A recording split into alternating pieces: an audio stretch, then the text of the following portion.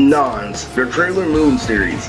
Now, if you want to know, like, really, my history of Toonami, there was this one time back when video was really in its prime, back when the Polar Bear commercials first came out for Coca-Cola, is when I started recording DVDs of Sailor Moon, and the VHSs, you know, back when you used to be able to record tapes, is really fucking funny. This is one time, freaking my brother had a school project, and the pickup artist was on fucking TV, so I made sure to record it on the same cassette tape that my fucking brother was supposed to do a presentation on. It was crazy. You don't understand. Well, I understand about the West, so if you don't know what's going on with the pandemic during the coronavirus, Corona Soldier, no coincidence here. Like, really, the crazy thing about it is this.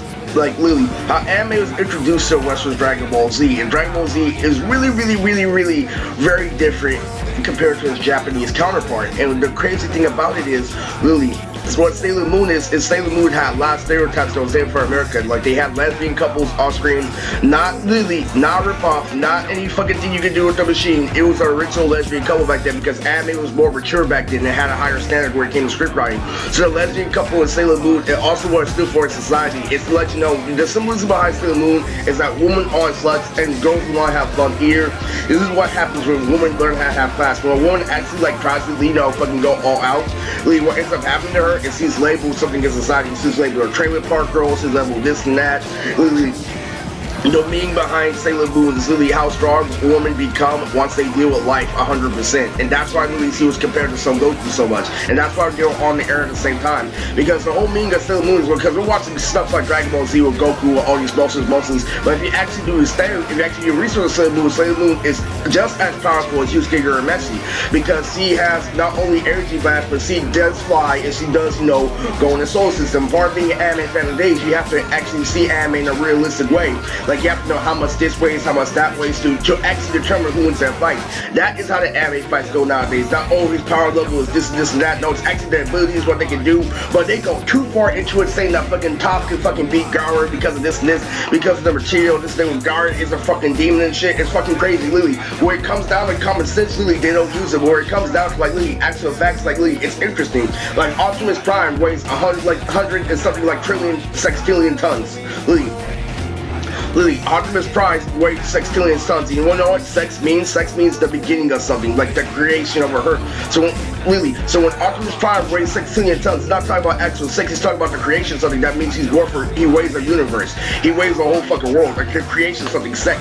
And I really didn't like Sailor Moon. I like this other shirt I'm wearing in the air. It was kind of like medieval version of Sailor Moon, but literally what happened was this, literally, it was the main girl, but instead of having blonde hair, she looked like Blossom for the Powerpuff Girls. And I was probably epic foreshadowing for PPGZ, Powerpuff Girls Z, and I love Powerpuff Girls Z, mainly because it was there, it made me really watch everything, because it was a boring version of the Powerpuff Girls. What started to happen on Toonami is that people started to complain that Lily Naruto wasn't compared to DBZ, and Lily, even my fucking family members, like fucking former gang members I used to, like, Lily be able to be so with, Lily could not watch the current thing of this generation because it was too slow and stuff like that. But how could they when they're focused on sports and thing? And there's a whole bunch of Lily tragedy that happened on Toonami when it was on the air. They had to change programs over and over again. PPGZ has a fantastic theme song, literally a freaking great animation, but you know, it's boring when it comes to action compared to original Powerpuff Girls. But the theme song lets you literally stay inside. It has just enough to keep you watching, so they're not doing action. All they're doing is going to school and the lunchboxes and stuff, and I was hella into that.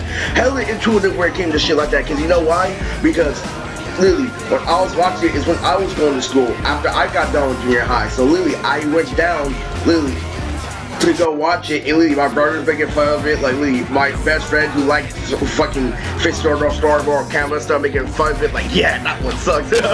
No, but he was still my friend, he was still my homie and shit. The only problem was it, I said the same thing too, but I kept it in my head. I kept on listening. The theme song made me get through the show, and the show was just good enough for me to watch every single episode. It had no action, but when I did keep on watching, the action got better. And guess what happened? When the action got better, the music got less. Literally, so guess what literally happened? It was teaching you literally, this is how you live life. But watching PBGZ, literally, you knew you could on the Powerpuff Girls. You knew you did this, now you know what you're expecting. It, so it's a little bit boring, but it has something to keep you in. That's the whole purpose of education, to make sure it's variable and healthy, but still educational. It's showing you the up and down life. Yo, you might not have all this at once, but you have this and this and that. And there's a reason to keep watching. Literally, like literally, so literally fucking people, they see shit like that after asking for their experience, and they're like, oh, fucking literally, I'm just gonna drop it fucking completely. When you know what was, like, when you watch Fairy Tail, when I watch Fairy Tail, and my friends start making fun of it, like, why is he having care? That's for gay people. Literally, this is not really fucking.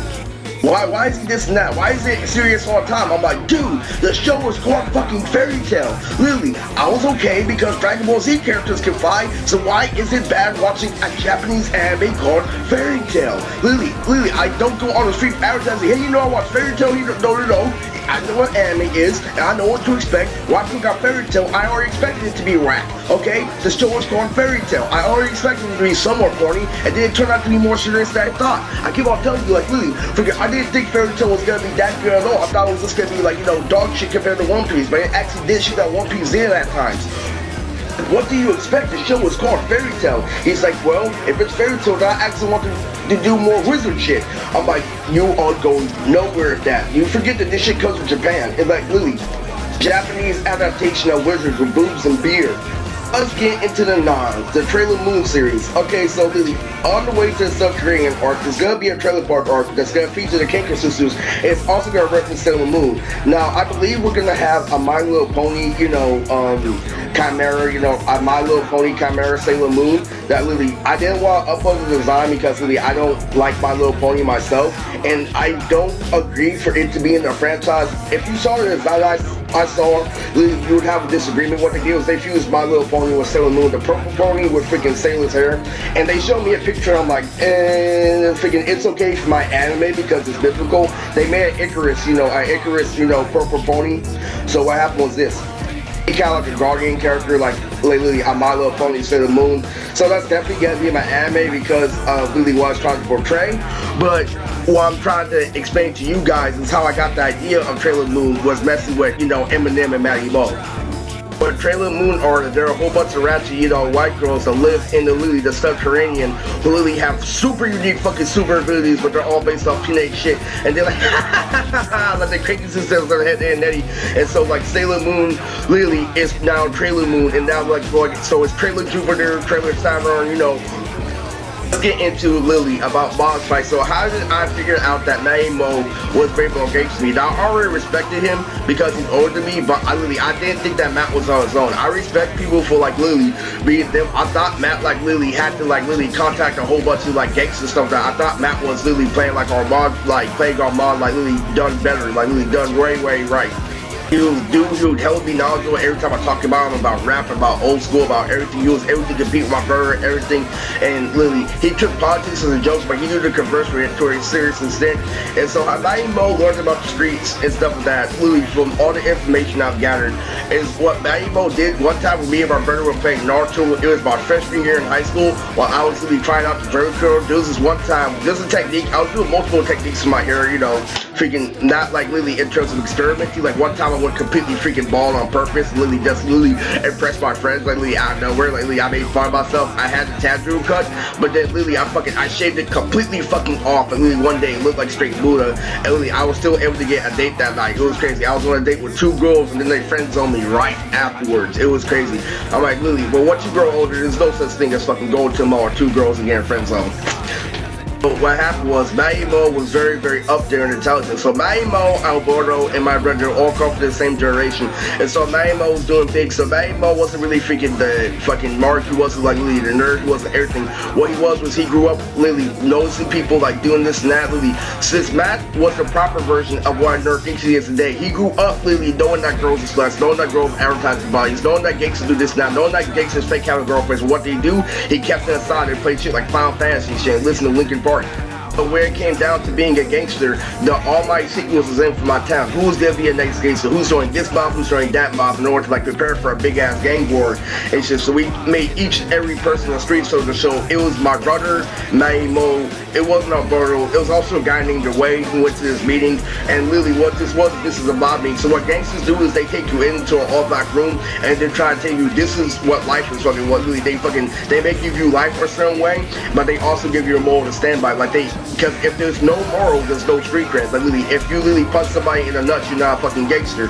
Basically, but they teach you hella advanced shit that you can fucking play with the fuck you do in mind. They teach you how to be an after image, you know, fighter where you're a gangster only when you reach a certain level. Like literally, what it was Matt literally fucking took the gangster game as a joke, but he understood and controlled the world. So he kept his head and he kept his world on the inside of his head, literally, and he got one girl who I thought was younger than him. Well, not too much younger. Like literally, he had one girl, and his girl like literally had literally a complimentable, you know, a complimentable rack. Because really, everybody else had a fake girl, and I always saw Matt with this one. Just like Robert always had this one girl. Like Lee, it was crazy. It's like it's something I noticed really about the street life and shit. Lee is crazy as shit. So what ended up happening is even Matt's girl was fucking on game. Like one time I was ding dong dishes with my friend, and Matt's girlfriend's name was Christine. And so I went to Christine's house, ding dong dishes. Like, yo, we have hidden cameras, and they were talking about, oh, that girl's house is so ghetto. She looks like a trailer park girl. Look at those tits and stuff like that, Lee. And Lily, when she called me and my friends out for ding dong dishes, like we have hidden cameras. I'm like, wow, hidden cameras. How ghetto is that? And those little fucking kids like, you know what, Eris? You know those shit you ain't supposed to live. When we see hidden cameras, you should be thinking stuff like, oh, hidden cameras, those are so cool and stuff like that. Damn fucking matter. That's why I'm with Jaylene now. That's why I'll always be with Jaylene, fucker. So it was crazy as shit. So all that dilemma. So what Matt figured out is that really, you can do the after image, but how they train you as a gangster is don't do the after image until you're really back to their corner, unless you're not Matt. So what Matt did, he's like, oh, like, so you expect me to actually fucking, you know, waste time, muscle, and energy? I already know you guys are full of shit in his fucking head. And literally, they try to get me. It's like, oh, you're trying to, like, really, you're trying to school us, and you use the after image right there and there. I'm like, you're fucking stupid. Like, no, it was fucking crazy, because they taught everybody, don't do it to the last resort, because that means you're not a man. You didn't be him on a human level. You took advantage of the fact that you was a human. They don't tell you to do it, and that's what I do. I use that first thing where it comes to gangs, because I'm not a gangster and shit. So literally, so Matt trained, and Matt became literally one of the dopest like weed dealers of all time. Literally, one of the top 10 literally in my area. It was fucking crazy. Literally, it's my people. And so one day, fucking Lily, he's coming in. Me and my brother are playing Naruto, and it's hella fucking crazy because. No, it's hella funny because Matt knows how fucking people will cop block in school and how fucking gangs work and shit. So fucking he's talking to my brother after seeing me fucking my hair slicked back and shit playing dog. So he throws my brother to the side. He's like, Moody. No, this is top tier serious. No, this is top tier serious. Like, what the fuck are you feeding those kids? Like, Lily, he's literally fucking, what the fuck are they feeding kids today, Lily? Did you see his fucking hair and shit like that? Like, Lily, I'm fucking straight. I'm the one with the girl with big tits. I'm still wondering what the fuck his sexual preference is. Like, it's like, I told him this and that. It's like, so you tell me, so what fucking, what my brother did was he told Matt that they were using a CERN machine and that they were doing it for a good reason. So like, literally, I don't betray the family basically at the time, all the way back when I'm a freshman in high school. He's like, so you're saying that fucking, they use this machine to do everything that they taught from this big? You gotta fucking get your brother in check, man. Fucking like, I tried telling him to do this, that, terribly goes on. He's like, Booty, who else fucking bullshit? I saw him with slick back hair. I just wondered if I was gay for a second. Look, how the fuck do you keep away from all those girls and shit? No, because at the paint, no. With slick hair like that, he's gonna end up picking a fight with anybody. And I don't want him thinking I'm just some random white guy and shit. I'm like, come on, like, Lily, fucking this, Lily. I'm thinking about my mom and shit, like, Lily, this, and that, Lily, fucking, and my Lily, fucking crazy shit, like, bro, I don't want him to think that. I don't want him to fucking jump to conclusions and shit. And Lily, it's fucking Lily, he thinks I'm on that human shit. I don't want to fucking do this to him, fucking Lily. And then, like, he's looking at my fucking brother, they're talking to themselves in their minds, and Lily, like, watch, we're gonna knock him out, we're gonna have a discussion about this, and we're gonna put the joint back in his head like nothing fucking happened. He's like, I don't want this little nigga to think I don't know how to fight. And he's like, my brother's like, oh, when you try to fight me right now, it's sort of like, and Matt beat my fucking brother because he didn't hold on to his pride. And my brother was like, no fair, you didn't have to image my people.